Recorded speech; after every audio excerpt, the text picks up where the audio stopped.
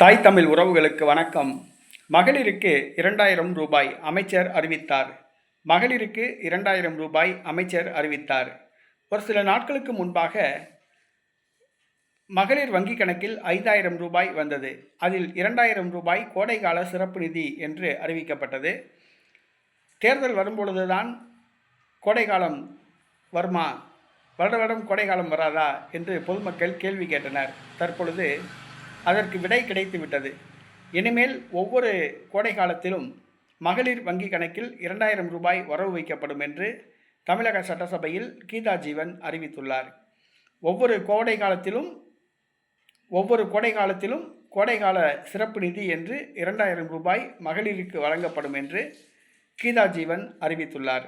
ஆகவே இனிமேல் ஏப்ரல், மே மாதங்களில் 2000 ரூபாய் மகளிர் வங்கி கணக்கில் தமிழக அரசு வரவு வைக்கும் என்பது குறிப்பிடத்தக்கது. திமுக இந்த முறை 2000 ரூபாய் வரவு வைத்துள்ளது.